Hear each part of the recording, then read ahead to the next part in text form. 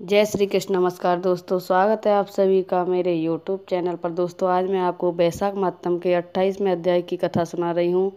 Video को like share subscribe जरूर करें।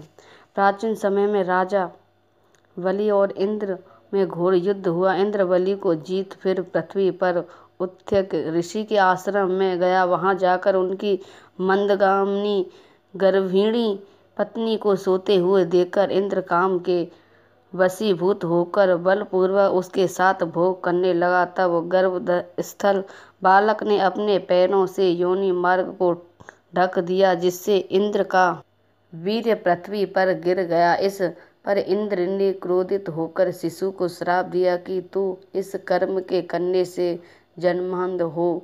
इस फिर ऋषि के श्राप से डरकर इंद्र वहां से भागा। उसको भागते देख ऋषि शिष्य हंसने लगे। वह लज्जा के मारे मेरु पर्वत की कंदरा में जा छुपा और वहां बैठकर तप करने लगा। जब इंद्र कंदरा में छुप गया तो राजा बलि ने अपने गुप्तचरों द्वारा सब बातें जानकर श्रवण पर आक्रमण कर अमरावती पुरी को घेर लिया और देवता ने दीपपालों की सब भूमि को अपने अधीन कर लिया और देवताओं का सब राज्य भोगने लगे। तब अग्नि आदि सब देवता दैत्यों से दुखी होकर बृहस्पति जी के पास गए और उनको सब वृत्तांत सुनाया और कहा कि राजा, बिना हम सब देवताओं अनाथ हो गए हैं, सो आप विचारिए कि स्वर्ग के राजा इंद्र कहाँ गए और कब आएंगे। तब देवगुरु बृहस्पति जी ने इंद्र का रसातल में बलि को जीत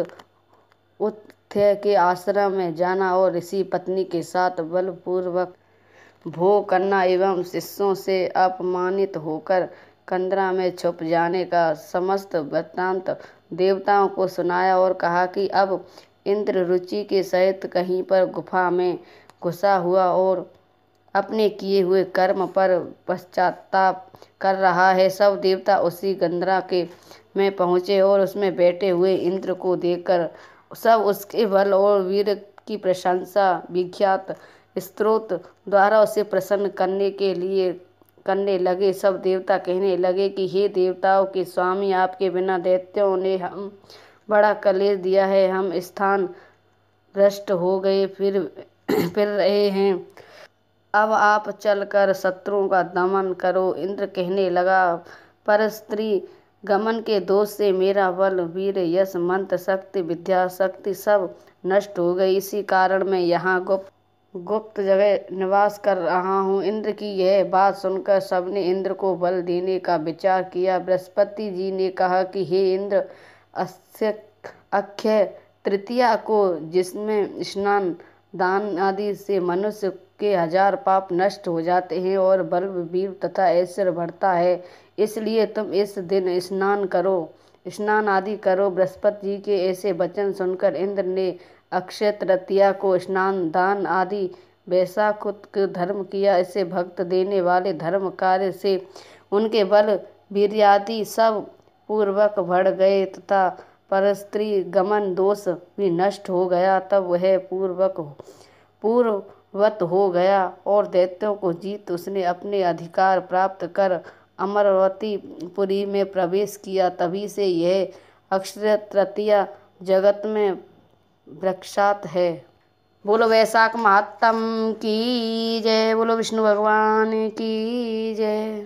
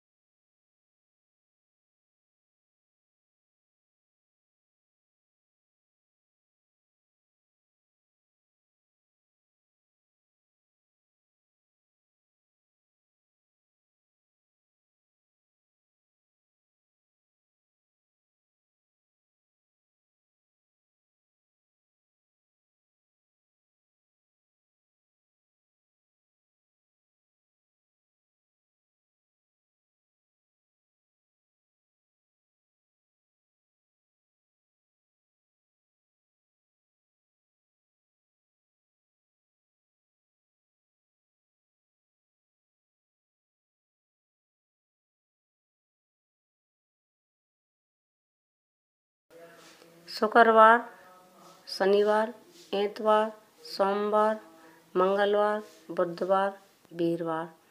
8 बारन को नमस्कार।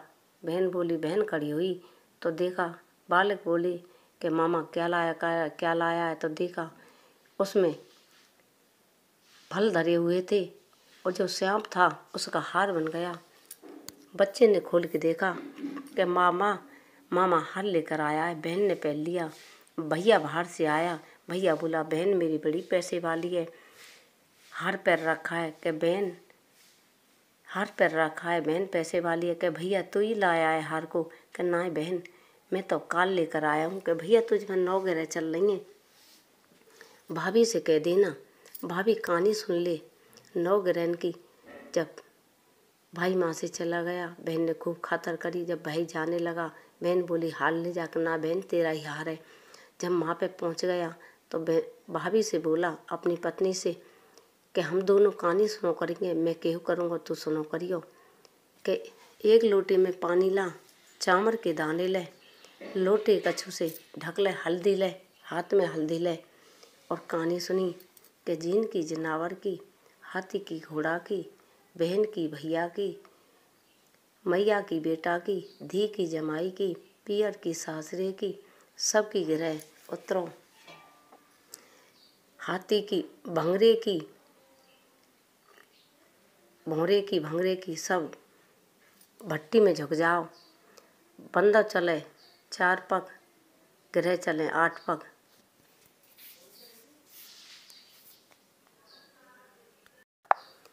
शुक्रवार, शनिवार, एतवार, सोमवार, मंगलवार, बुधवार, वीरवार।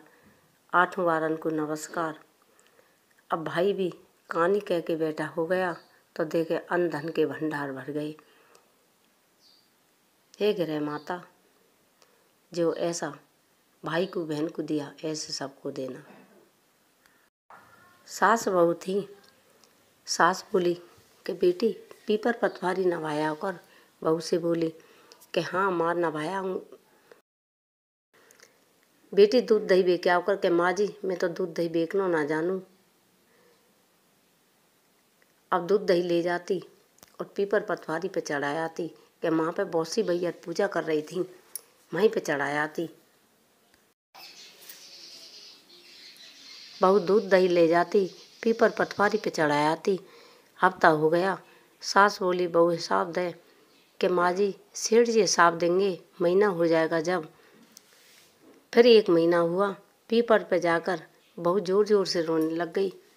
पीपर में थी पतवारी मारने करके आई और बोली बेटी क्यों रोती है। कि सास से हिसाब मांगती है, पैसा है नहीं है। कि बेटी पैसा तो मुँह पे नहीं है, यहाँ ते पत्ती समेट ले जा। कि माँ कहाँ धर दूँ। कि अपनी तिजोरी में रख देना, सास हिसाब मांगे जब दे देना। बहू पत्ते समेट ले गई, थोड़े से अपनी तिजोरी में रख दिए। सास बोली बहू हिसाब दे। जब हिसाब मांगा कि माँ तिजोरी में रखें ले लो, तो इतना सारा धन हीरा मोती जवाहरात भरे हुए थे। सास बोली कहाँ से लाई है। कि मुझको पीपर पतवारी ने दिए। अब सास बोली मैं भी पीपर पतवारी नवाऊंगी। जब सास पीपर पतवारी नवाने चली, दूध दही को तो बेचाती, हड़िया का धोमन उस पर चढ़ायाती। बहू से कही तू मुझ पे हिसाब मांग। कि मैं बहू कैसे हिसाब मांगे माँ जी। कि नहीं तू हिसाब मांग। जब बहू ने हिसाब मांगा, कि सास बोली कि महीने में देंगे सेठ जी। 1 महीना हुआ तो पीपर के जाके पास सास रोने लगी। पतवारी मारने करके आई और बोली क्यों रोती है बुढ़िया। कि मैं रोती हूँ, बहू हिसाब मांगती है, पैसे है ना। कि पत्ते समेट ले जा और अपने घर के कोने में रख देना। पत्ते समेट लाई, घर के कोने में रख दिए। बहू ने कही माँ जी हिसाब देव। कि कोने में पड़े हुए ले ले। जब कोने में गई, कीड़ा मकोड़े खिलवलाए थे। देखे कीड़ा मकोड़े खिलवला रहे तो सास बोली ये कीड़ा मकोड़े क्यों दिए। पतवारी मैया दोष भाव करती है।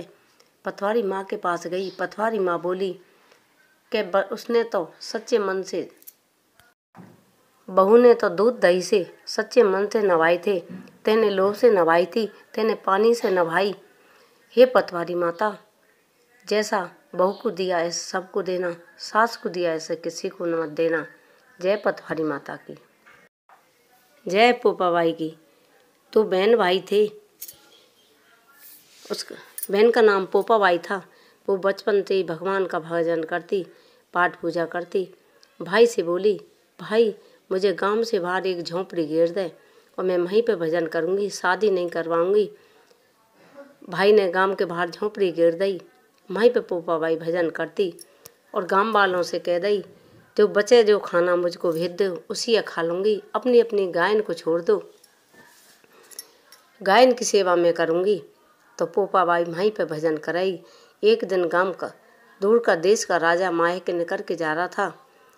अब उसे प्यास लगी, उसमें जंगल में झोंपड़ी देख के पोपा बाई की झोंपड़ी पे पहुंच गया और बोला, इसमें कोई कुंडी खोलो, इसमें कोई कुंडी खोलो।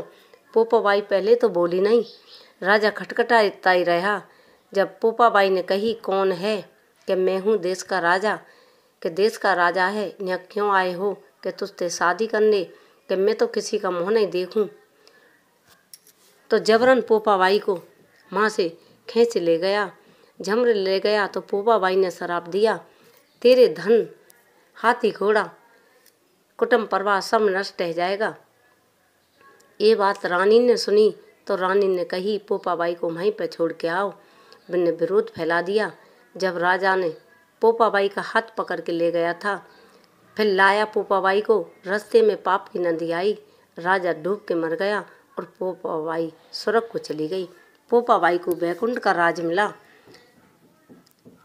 2 सेठ और सेठानी थे, मृत्यु लोक में थे, स्वर्ग लोक में गए। द्वार बंद मिला।